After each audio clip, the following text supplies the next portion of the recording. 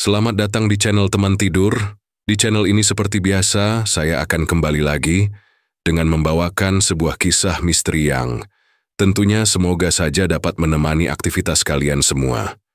Yuk, daripada kita lama-lama, langsung saja kita masuk ke dalam ceritanya. Desa Patirasa pada tahun 1967 adalah desa yang tenang. Kehidupan warga berjalan seperti biasa, penuh gotong royong dan kegiatan keagamaan yang rutin. Di antara para pemuda desa, nama Joyo cukup dikenal. Ia kuat, ulet dalam bekerja, tapi juga temperamental. Joyo sering terlihat merokok di warung dan kerap berkata kasar pada orang yang tidak ia sukai. Namun ada satu hal yang tak banyak diketahui warga. Joyo menyukai seorang gadis bernama Wartini. Wartini, anak semata wayang dari pasangan petani yang taat beribadah, dikenal sebagai gadis yang lembut dan rajin. Ia sering membantu ibunya menjahit atau menjemur padi.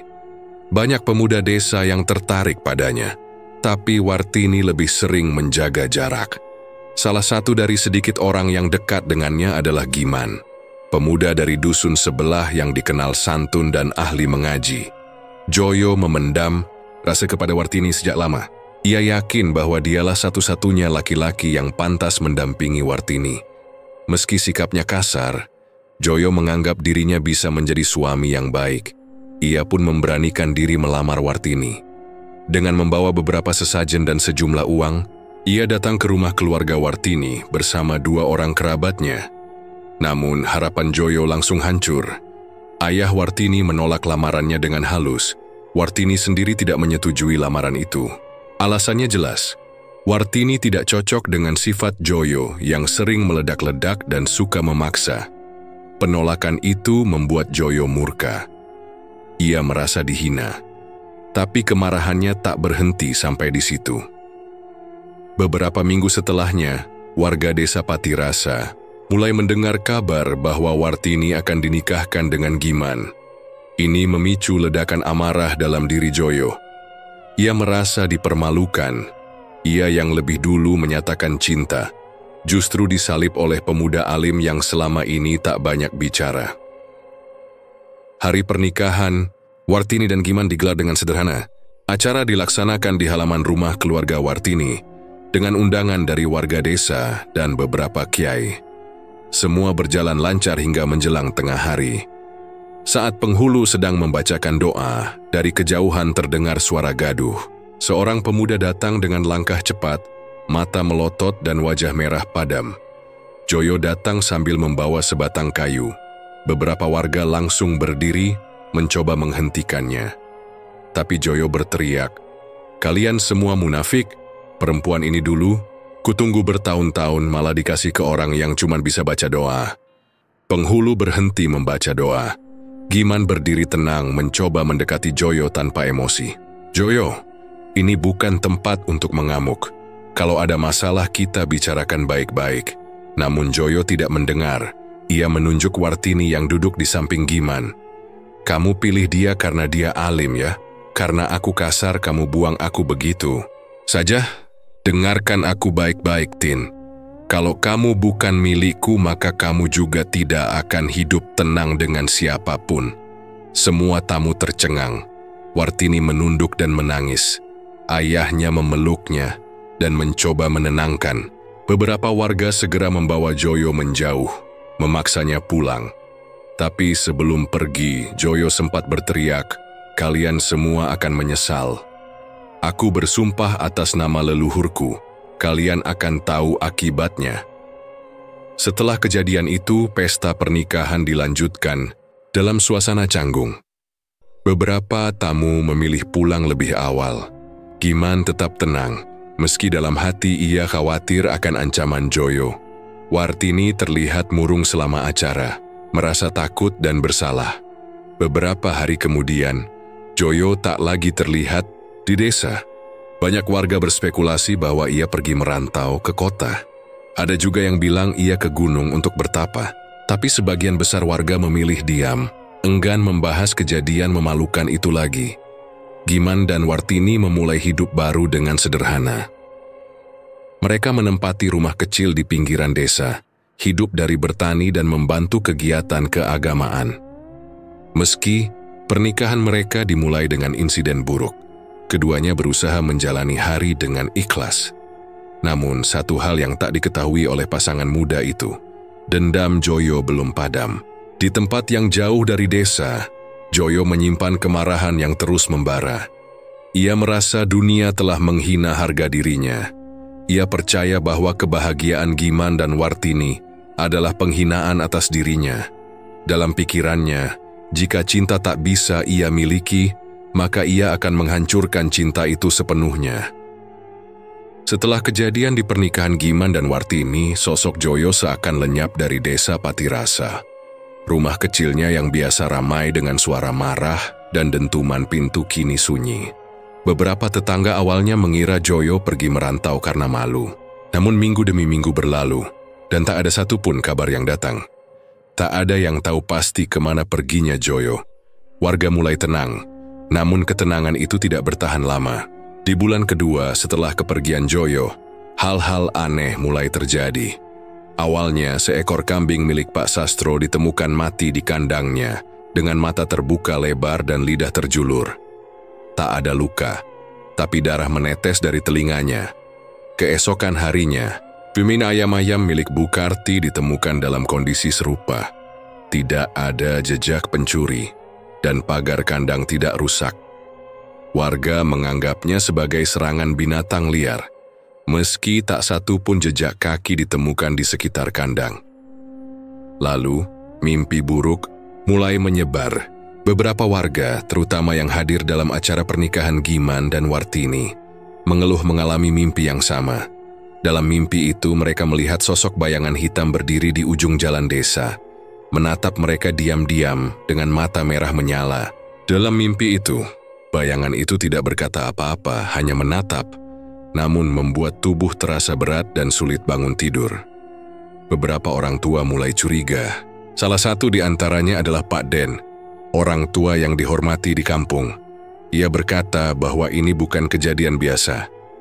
Dulu, waktu aku masih muda, katanya saat berkumpul di gardu ronda, kalau ada kejadian begini, biasanya ada yang belajar ilmu hitam.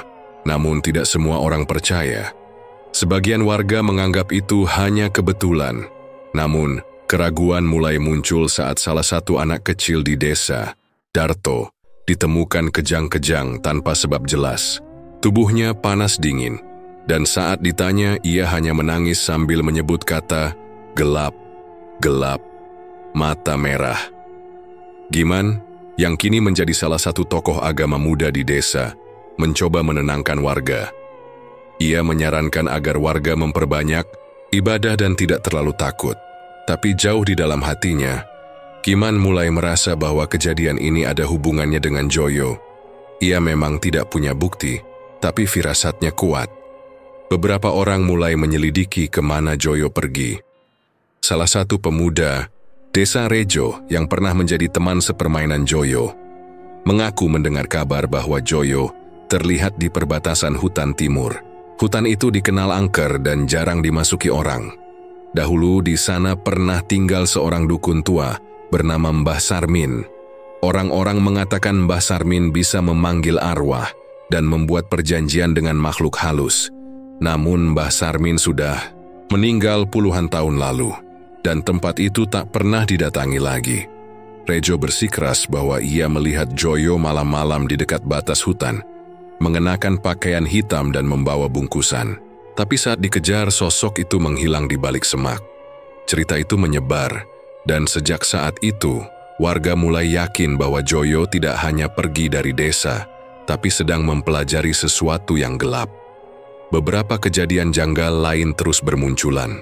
Pak Man, yang sempat melerai Joyo saat mengamuk di pernikahan, ditemukan jatuh dari pohon jambu di belakang rumahnya. Ia berkata saat memanjat, ranting yang ia pegang tiba-tiba panas seperti api hingga ia terlepas. Padahal itu pohon yang biasa ia panjat sejak kecil. Ibu-ibu desa mulai memasang sapu lidi di depan pintu rumah, sebuah tradisi lama untuk menangkal ilmu hitam.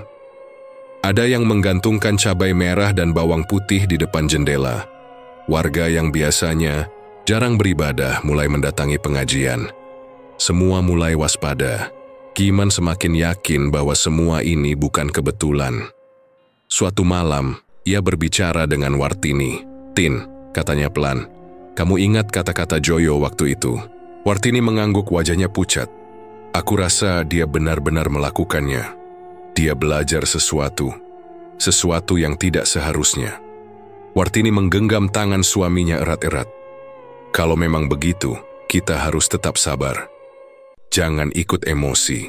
Kita lawan dengan kebaikan." Giman mengangguk. Ia sadar bahwa Joyo bukan hanya menyimpan dendam biasa. Dendam itu sudah berubah menjadi obsesi. Sementara itu, di pinggir hutan timur, di sebuah gubuk reyot yang ditinggalkan sejak lama, seorang lelaki duduk bersila di tengah lingkaran abu hitam. Di sekelilingnya, beberapa boneka jerami tertancap, paku dan dibalut kain putih. Wajah Joyo terlihat lebih kurus, matanya cekung, namun sinarnya tajam dan marah. Di depannya asap mengepul dari tempurung kelapa yang dibakar. Joyo membisikkan sesuatu dalam bahasa yang tidak dimengerti.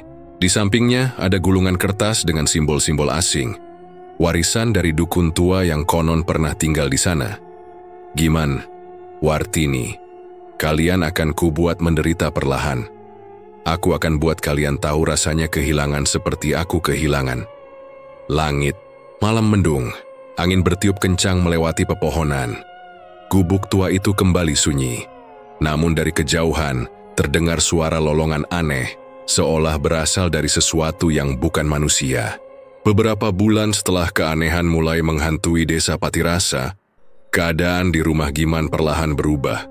Wartini, istrinya, yang selama ini dikenal sehat dan aktif membantu warga, mulai sering jatuh sakit. Awalnya hanya pusing dan lemas, lalu disusul dengan muntah-muntah dan tubuh panas tanpa demam. Giman membawa Wartini ke mantri desa. Setelah diperiksa, hasilnya normal. Tidak ada infeksi, tekanan darahnya stabil, dan hasil tes sederhana menunjukkan tidak ada kelainan. "Aneh," kata Pak Mantri sambil menggeleng. "Secara medis nggak ada yang salah. Mungkin kecapekan." Giman mengangguk walau dalam hatinya ada rasa tidak tenang. Beberapa hari kemudian, kondisi Wartini semakin memburuk. Tubuhnya menjadi sangat lemah, sulit berdiri, bahkan untuk makan pun harus disuapi. Hal aneh terjadi saat malam hari. Tubuh Wartini mendadak kaku, matanya terbuka tapi tidak fokus. Ia mulai bicara sendiri, seolah berkomunikasi dengan sesuatu yang tak terlihat. Giman mencoba membacakan doa dan ayat-ayat Al-Quran di sampingnya. Saat itu, reaksi tak terduga muncul. Wartini menjerit keras, lalu tertawa dengan suara berat seperti suara laki-laki. "Jangan campuri, ini bukan urusanmu, Giman." Suara itu keluar dari mulut Wartini, tapi nadanya tidak seperti suara istrinya. Giman terdiam, tangannya gemetar. Ia terus melanjutkan bacaan sambil menahan air mata. Ia tahu, ini bukan sekadar sakit biasa. Ini adalah gangguan yang tidak bisa dijelaskan secara medis.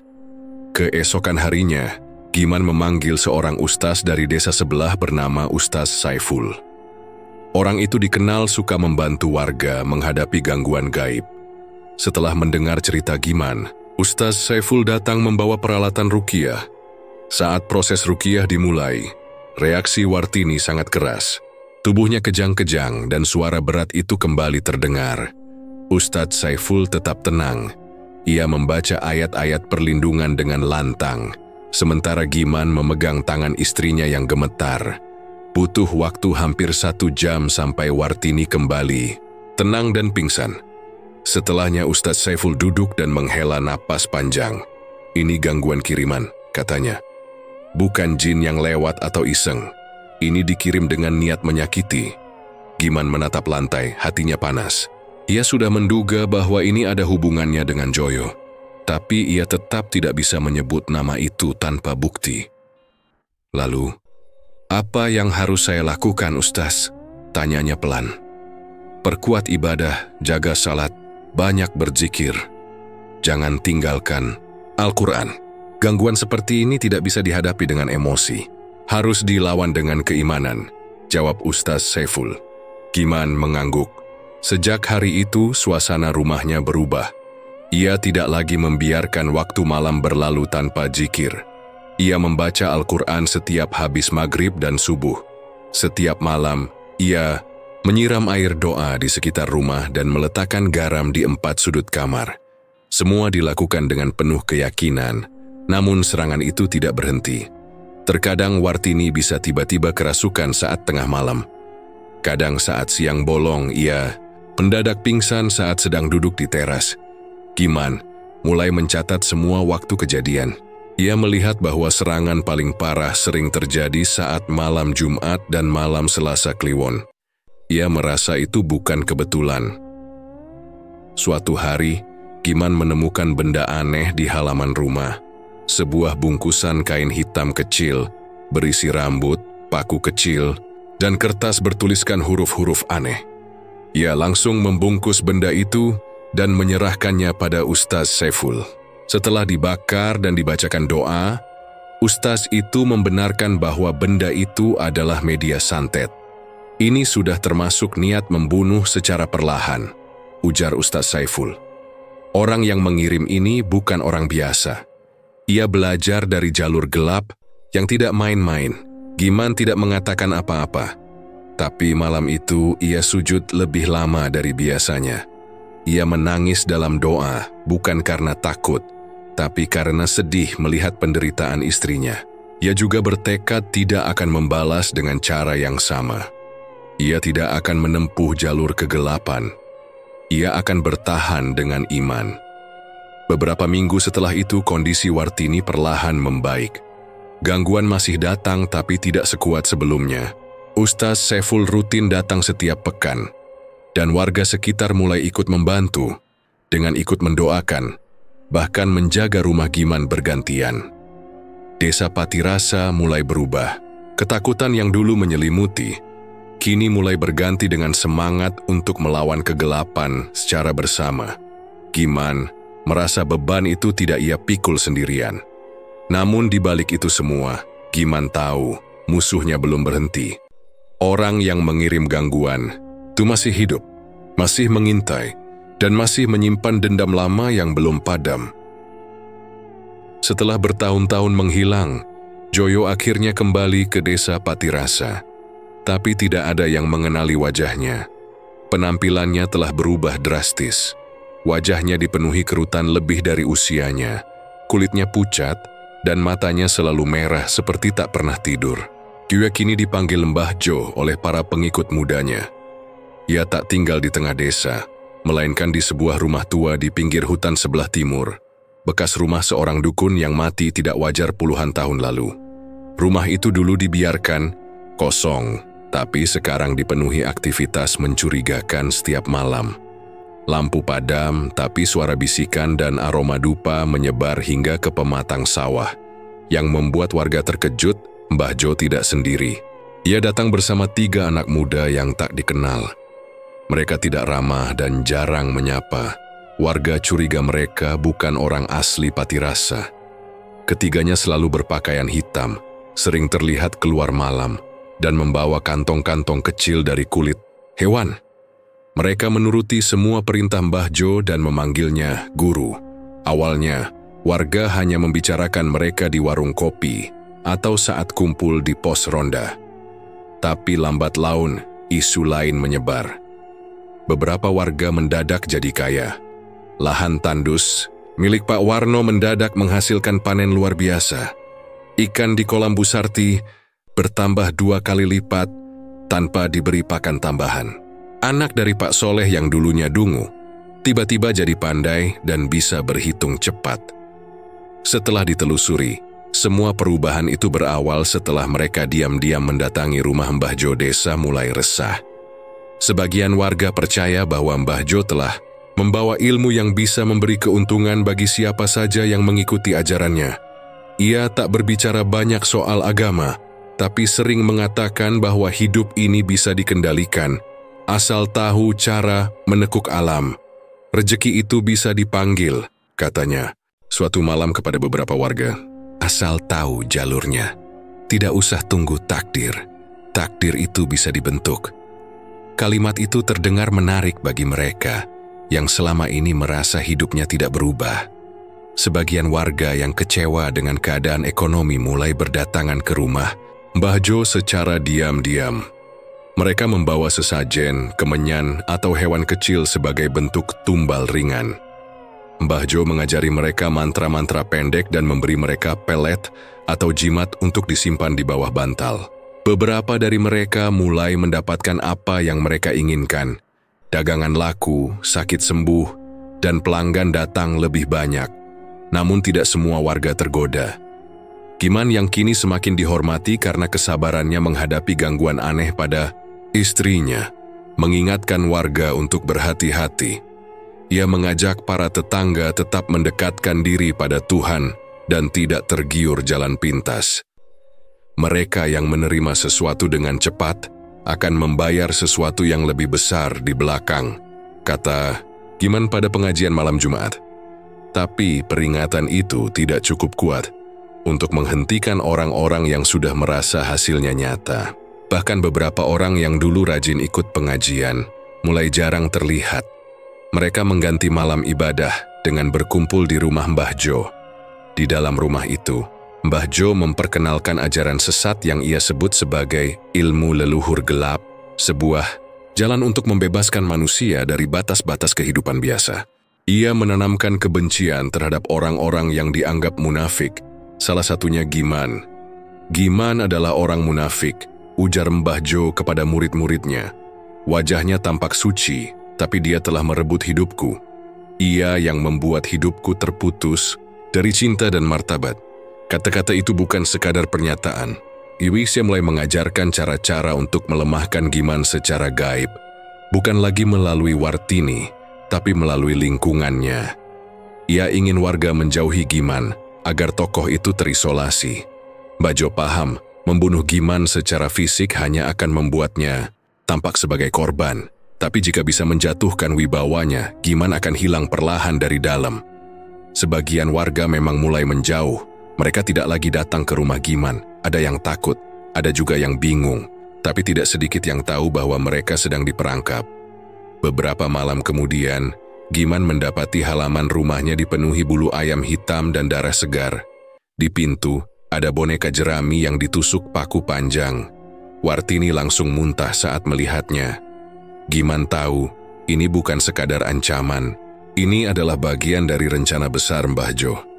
Namun Giman tidak goyah. Ia membersihkan semuanya sambil membaca doa. Ia tahu, jalan yang ia tempuh tidak akan mudah, tapi ia percaya bahwa kebaikan akan tetap bertahan jika tidak melawan dengan cara yang sama. Di rumahnya, Mbah Jo tersenyum puas saat mendengar kabar reaksi warga terhadap boneka jerami itu. Tapi di balik senyumnya, ia merasa waktunya tidak banyak. Usianya menua, tubuhnya sering kesakitan, dan beberapa kali ia mimisan saat tengah malam tanpa sebab. Ia sadar ilmu yang ia gunakan mulai memakan balik tubuhnya sendiri. Karena itulah ia mempercepat pelatihan murid-muridnya. Ia ingin memastikan bahwa warisan dendamnya tidak padam setelah ia mati. Ia mengajarkan ilmu tingkat tinggi kepada salah satu murid pilihannya, bernama Warji. Pemuda itu dikenal kasar, penuh ambisi, dan tidak peduli pada siapapun kecuali dirinya sendiri. Warji diberi mandat. Jika Mbah Jo wafat, ia harus meneruskan semua ajaran dan menjadikan desa Patirasa sebagai tempat lahirnya kekuasaan berbasis ilmu hitam. Tapi Mbah Jo belum puas. Ia ingin satu hal terakhir, menjatuhkan Giman secara langsung, bukan hanya melalui gangguan.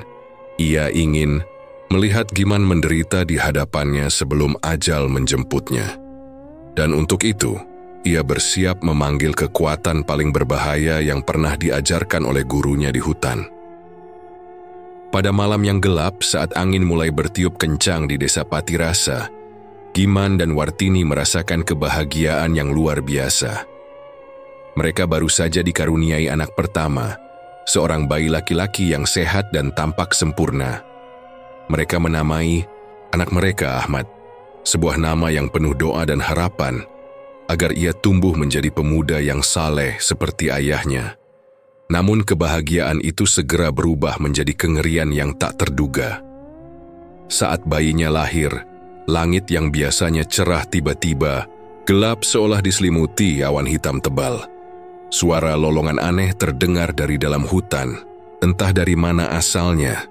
Namun suara itu seperti datang dari makhluk yang tidak wajar, terdengar seram dan memekakkan telinga. Wartini yang lemah pasca melahirkan merasakan tubuhnya menggigil. Sementara Giman yang tengah berdoa untuk keselamatan sang bayi merasa ada sesuatu yang tidak beres. Bayi Ahmad yang baru saja dilahirkan tampaknya tidak bisa menangis. Meskipun Giman dan Wartini berusaha sekuat tenaga, tidak ada suara yang keluar dari mulutnya. Hanya ada hening yang mencekam. Giman segera panik mencoba memberi ASI. Namun bayi itu tetap tidak memberi respon. Keheningan itu semakin menambah ketegangan yang mulai melanda keduanya. Ada yang tidak beres, bisik Wartini dengan suara gemetar. Giman melihat wajah istrinya yang pucat. Ia bisa merasakan ada sesuatu yang salah. Selama ini mereka telah menghadapi berbagai gangguan, tetapi tidak seperti ini. Luar biasa aneh. Tidak ada satupun dari anak-anak mereka sebelumnya yang pernah mengalami hal semacam ini. Kemudian, ia teringat kembali akan peringatan yang diberikan oleh para tetua desa mengenai kutukan yang mungkin berasal dari Mbah Joyo. Giman menatap langit melalui jendela kecil kamar mereka. Di luar, udara terasa semakin dingin dan semakin berat, seolah ada tekanan dari dunia lain. Ini kutukan Mbah Joyo, gumam Giman. Dia pasti sudah merencanakannya. Wartini yang mulai terkulai lemas di tempat tidur, mencoba berusaha kuat. Tidak mungkin. Itu tidak bisa terjadi pada anak kita. Tuhan tidak akan membiarkan itu terjadi.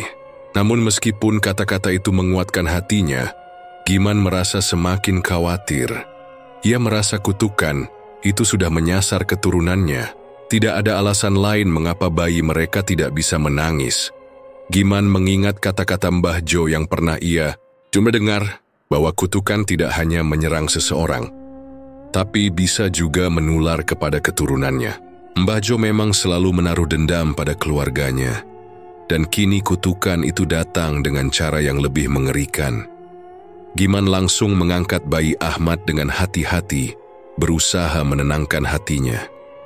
Ia mengingat doa-doa yang selalu ia baca setiap malam dan memohon kepada Tuhan agar anaknya tidak terjerat dalam kutukan. Tetapi, tidak ada reaksi apapun. Bayi itu tetap diam. Hanya ada kesunyian yang mencekam. Di luar rumah, suara lolongan itu semakin keras, seolah semakin dekat. Giman merasa ketakutan yang luar biasa. Tanpa pikir panjang, ia segera menggendong bayi Ahmad dan mengajak Wartini untuk keluar rumah. "Wartini, kita harus pergi ke rumah Mbah Abdul," kata Giman dengan nada serius. Mbah Abdul adalah seorang kiai tua yang dikenal sangat alim dan memiliki banyak pengetahuan tentang ilmu-ilmu spiritual. Mbah Abdul pernah mengingatkan mereka agar selalu menjaga iman dan berhati-hati dengan segala hal yang berbau ilmu hitam. Mereka bergegas pergi, meninggalkan rumah mereka yang gelap dan sepi. Langkah kaki mereka terasa berat, seperti ada sesuatu yang menghalangi mereka.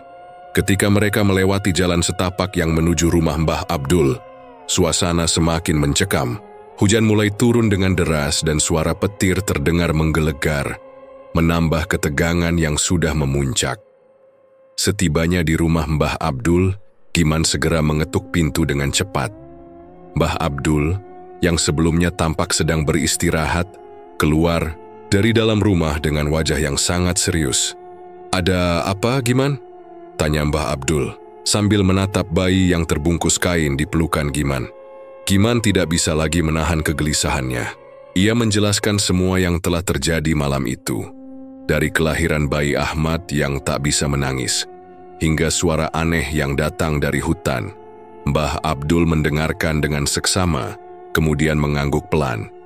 "Ini bukan masalah biasa," kata Mbah Abdul setelah diam sejenak. Kutukan dari Mbah Joyo sudah mulai beraksi, dan ini adalah langkah pertama. Kita harus segera melakukan sesuatu sebelum terlambat.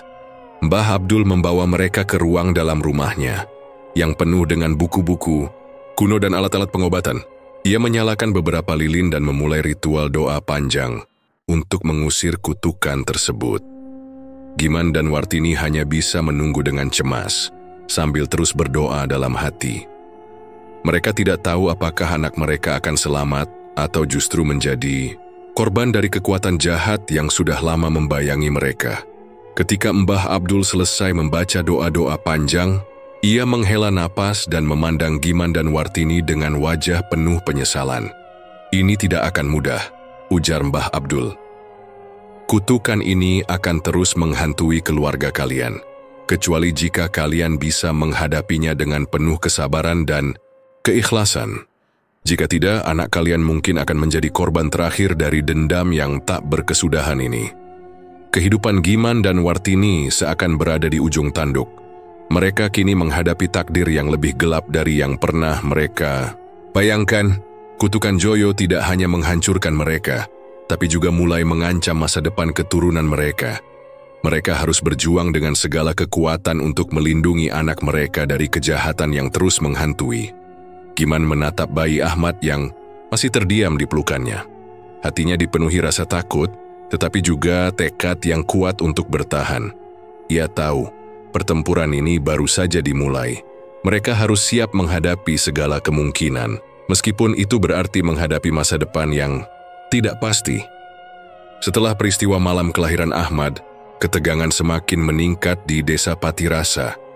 Meskipun Giman dan Wartini telah mencoba mencari pertolongan dari Mbah Abdul, mereka tahu bahwa perjuangan mereka belum selesai. Kutukan yang diciptakan oleh Joyo telah mengancam tidak hanya kehidupan keluarga mereka, tetapi juga kedamaian seluruh desa. Giman merasa bahwa cara terbaik untuk menghadapi ancaman ini adalah dengan memperkuat ikatan spiritual warga desa. Dia tahu bahwa kekuatan doa dan keteguhan iman bisa menjadi pelindung yang lebih kuat daripada segala macam ilmu hitam. Dengan tekad yang bulat, Giman mulai mengajak warga desa untuk kembali pada ajaran agama dan hidup dalam kebaikan. Ia mengumpulkan para kiai dan tokoh masyarakat, berusaha menggali kekuatan bersama untuk menanggulangi serangan dari Joyo yang semakin nyata. Suatu pagi, Giman mengundang semua warga untuk berkumpul di alun-alun desa. Dalam pertemuan itu, ia menyampaikan pesan tentang pentingnya menjaga iman dan menjauhi godaan ilmu hitam yang kini telah merasuki sebagian warga. "Kita tidak bisa terus berdiam diri," kata Giman dengan tegas. "Joyo sudah membawa kekuatan yang bisa merusak segala hal baik yang ada di desa kita. Namun kita harus yakin bahwa hanya dengan iman yang kuat kita bisa menghadapinya." Para kiai yang sudah lama mengenal Giman sebagai pemuda yang saleh mengangguk setuju. Mereka semua sepakat untuk menggelar sebuah doa bersama dan upacara tolak bala sebagai bentuk perlindungan dari segala gangguan. Giman merasa bahwa dengan melibatkan seluruh warga, kekuatan spiritual desa akan semakin kuat dan kutukan Joyo bisa dilawan. Wartini, meskipun masih terpengaruh oleh kelemahan fisiknya, mendukung penuh langkah suaminya. Ia menyadari bahwa untuk melindungi anak mereka harus memperkuat benteng spiritual desa. Wartini ikut mengajak tetangga-tetangganya untuk berdoa dan berusaha sekuat tenaga menjaga keluarga mereka dari segala godaan jahat. Hari yang ditunggu akhirnya tiba. Warga desa Patirasa berkumpul di masjid bersama dengan para kiai dan tokoh masyarakat. Giman berdiri di depan mereka dengan wajah penuh harapan. Doa-doa panjang mulai dilantunkan, dan seluruh warga berusaha untuk mengosongkan pikiran mereka dari segala hal yang dapat mengganggu konsentrasi. Suasana hening, hanya terdengar suara zikir dan doa yang dipanjatkan dengan tulus. Sementara itu, di luar desa, Joyo yang kini telah menguasai ilmu hitam tingkat tinggi, tengah mempersiapkan serangan besar. Ia merasa bahwa usaha Giman dan warga desa tidak akan pernah bisa mengalahkan kekuatannya. Joyo memanggil murid-muridnya yang tersebar di hutan untuk membantu melancarkan serangan besar dengan menggunakan ilmu hitam yang telah ia pelajari dari dukun angker. Malam itu, langit gelap mulai dipenuhi dengan awan hitam pekat. Angin mulai bertiup kencang, dan suara aneh kembali terdengar dari dalam hutan. Joyo memulai ritual santetnya, berniat untuk menyerang desa Patirasa dengan kekuatan penuh. Ia melafalkan mantra-mantra jahat, berusaha mengirimkan energi hitam yang bisa menghancurkan siapa saja yang menghalangi jalannya. Di tengah malam yang mencekam, tepat ketika upacara doa di masjid sedang berlangsung, warga desa mulai merasakan getaran yang tidak biasa. Beberapa dari mereka mulai merasa pusing, sementara yang lainnya mendengar suara-suara aneh dari luar. Giman yang merasa ada sesuatu yang tidak beres, segera mengarahkan semua warga untuk terus berdoa dan menjaga konsentrasi mereka. Ia tahu bahwa serangan Joyo sudah dimulai. Tiba-tiba, sebuah angin kencang menghantam pintu masjid. Beberapa jendela bergetar, dan suasana dalam masjid menjadi semakin tegang. Namun para kiai tetap teguh, terus melantunkan doa dan ayat-ayat Al-Quran, mengusir segala kekuatan jahat yang berusaha mengganggu upacara mereka. Giman berdiri di tengah-tengah masjid, memimpin doa bersama, memohon agar Tuhan memberikan perlindungan kepada mereka. Ya Allah, lindungilah kami dari segala mara bahaya, kata Giman dengan suara lantang, diikuti oleh doa-doa warga lainnya. Kami tidak akan menyerah karena Engkau adalah pelindung kami. Meskipun serangan Joyo semakin kuat, dengan energi hitam yang semakin menguat, mereka terus berdoa. Tiba-tiba saat Joyo melanjutkan mantranya, ia merasakan keanehan. Energi yang biasa ia kirimkan untuk menyerang, kini terasa terhalang oleh kekuatan yang lebih besar. Seperti ada perisai yang melindungi desa ini, Joyo menatap langit yang kini semakin gelap. Ia tidak menyangka bahwa serangan kali ini akan mengalami kegagalan. Kekuatan doa yang dipanjatkan oleh warga desa dan para kiai sangatlah kuat. Bahkan, energi hitam yang ia kirimkan justru terhalang dan kembali menyerang dirinya sendiri. Tubuhnya merasa lemas, dan ia mulai merasakan sakit yang luar biasa. Tidak mungkin, teriak Joyo dalam kebingungan dan kemarahan. Mengapa ini bisa terjadi? Joyo mencoba bertahan, tetapi semakin lama, semakin banyak kekuatan jahat yang kembali menyerang dirinya. Ia menyadari bahwa ini adalah akibat dari kesalahannya selama ini, dan bahwa dendamnya yang tak berkesudahan akhirnya berbalik menyerang dirinya.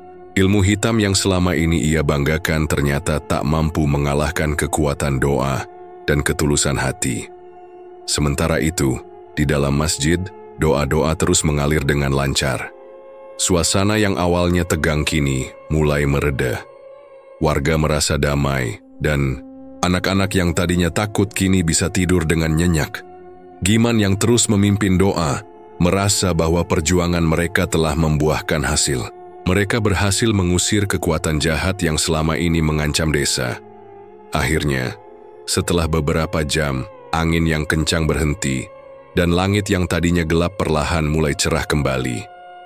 Giman dan warga desa merasa lega, tetapi mereka juga tahu bahwa ini bukan akhir dari perjuangan mereka. Mereka harus terus menjaga ketulusan hati, menjalani hidup dengan iman yang kuat, dan menghindari segala bentuk kejahatan yang bisa merusak kedamaian. Joyo, yang kini terjebak dalam kekuatan ilmu hitamnya sendiri, akhirnya jatuh terkapar. Ia sadar bahwa dendamnya yang telah menghancurkan hidupnya tidak akan pernah membawa kebahagiaan. Sebelum ia benar-benar hancur, ia hanya bisa menyesali perbuatannya dan mengakui bahwa kebencian tidak akan pernah mengalahkan cinta dan kebaikan. Setelah gagal dalam upaya menyerang desa Patirasa dengan segala ilmu hitamnya, Joyo merasa semakin terpojok. Keinginan untuk membalas dendam yang telah membara bertahun-tahun kini hampir mencapai titik puncaknya.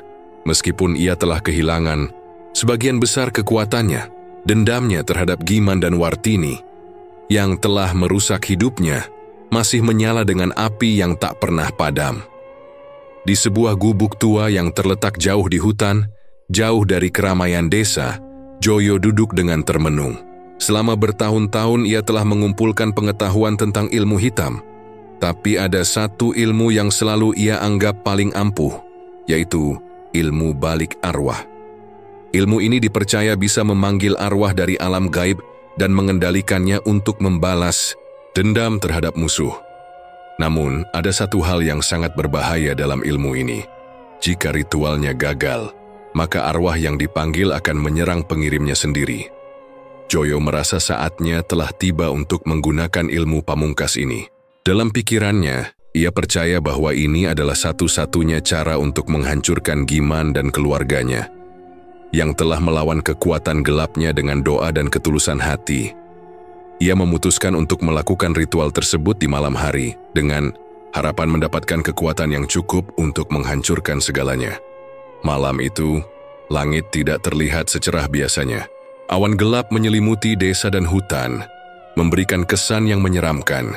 Joyo menyalakan api di tengah-tengah gubuknya, mengatur lilin-lilin di sekitar ruangan, dan mempersiapkan benda-benda yang diperlukan dalam ritual tersebut.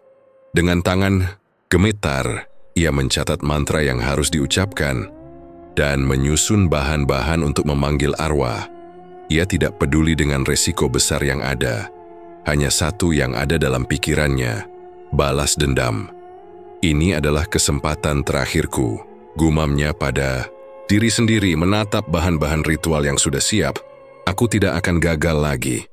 Ritual dimulai dengan mengucapkan mantra-mantra kuno yang dipelajari dari dukun angker. Udara di sekitar gubuk mulai terasa semakin berat, seolah-olah alam semesta mulai merespon perbuatannya. Joyo melanjutkan mantranya, semakin mendalam semakin fokus. Semakin lama suasana semakin aneh. Tiba-tiba, angin dingin berhembus masuk menggoyangkan daun-daun di luar. Joyo merasa tubuhnya mulai kedinginan, tetapi ia tidak berhenti. Ia terus melafalkan mantra itu. Namun, saat ia mencapai bagian terakhir dari ritual, sesuatu yang tak terduga terjadi. Tiba-tiba tubuh Joyo merasa sangat lemas, seperti ada sesuatu yang menekan dari dalam dirinya. Matanya terbuka lebar, dan ia merasakan aliran energi yang sangat kuat mengalir dalam tubuhnya. Tiba-tiba, suara-suara aneh terdengar di sekitar gubuk. Berbisik, seolah-olah ada ribuan arwah yang mulai mengelilinginya. Joyo berhenti sejenak, merasakan ketegangan yang mencekam. Ia menyadari ada yang salah. Rasanya tidak ada kendali lagi atas ritual yang ia jalankan. Sesuatu yang tidak diinginkan mulai muncul. Arwah yang ia panggil seharusnya menjadi alat balas dendam, mulai menunjukkan bentuknya. Mereka bukan hanya berdiam diri, melainkan mulai mengancam. Apa yang telah aku lakukan? Pikir Joyo panik. Ilmu ini, aku tidak mengendalikannya. Sekujur tubuhnya mulai gemetar, dan ia merasakan hawa panas yang berubah menjadi dingin. Mata Joyo mulai berkunang-kunang. Dalam keputusasaannya, ia mencoba untuk menghentikan ritual itu. Namun itu sudah terlambat. Arwah yang dipanggil untuk melaksanakan kehendaknya kini mulai mengamuk. Mereka tidak menunggu perintahnya. Mereka langsung meluncurkan serangan, bukan kepada orang yang ingin ia sakiti, tetapi kepada dirinya sendiri. Sebuah kekuatan luar biasa yang bahkan tidak bisa ia pahami, mulai merobek tubuhnya. Joyo merasakan rasa sakit yang luar biasa, seperti ada ratusan tangan yang mencengkeramnya, memeras dan menarik tubuhnya dalam berbagai arah. Ia mencoba berteriak, tetapi suaranya tertahan. Semua yang ia lakukan hanya semakin memperburuk keadaannya. Tubuhnya mulai dipenuhi luka-luka yang menganga, darah mengalir tanpa henti. Aku tidak ingin mati. Joyo berusaha berbicara, tetapi kata-katanya terhenti ketika ia merasakan cengkraman yang semakin kuat. Arwah yang telah ia panggil mulai menghisap nyawanya. Dalam sekejap, tubuh Joyo terbaring lemah di atas lantai gubuk. Wajahnya yang penuh kebencian kini dipenuhi dengan keringat dingin dan darah. Ia merasakan bahwa kehidupannya perlahan-lahan hilang. namun tidak ada yang datang untuk menyelamatkannya. Tidak ada pertolongan dari dunia gaib yang ia harapkan. Joyo harus merasakan akibat dari kesalahannya sendiri. Arwah yang ia panggil untuk melaksanakan dendamnya justru berbalik menyerangnya. Tidak ada belas kasihan, tidak ada pengampunan. Dalam keadaan tergeletak lemah, Joyo hanya bisa menyesali setiap tindakan yang telah ia lakukan selama ini. Akhirnya, Joyo mati dengan cara yang mengenaskan. Ia meninggal sendirian, tanpa seorang pun di sisinya.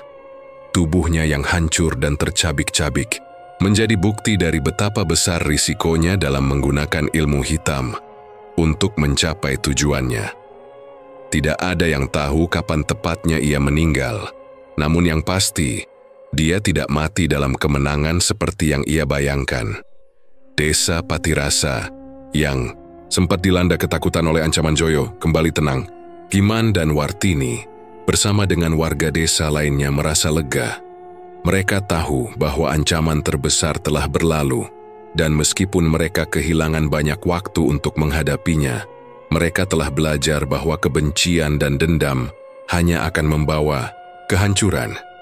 Giman mengingatkan pada semua orang bahwa kekuatan doa dan iman akan selalu lebih kuat dari segala bentuk ilmu hitam yang ada. Desa Patirasa kembali tenang, namun Giman mengingatkan bahwa kebencian bisa diwariskan bila tak dihentikan. Ia berpesan pada generasi muda bahwa cinta tak bisa dipaksakan, dan keikhlasan jauh lebih mulia daripada balas dendam. Ilmu hitam bisa menjanjikan kekuatan sementara, tapi akan mengikis jiwa dan membunuh pelakunya sendiri.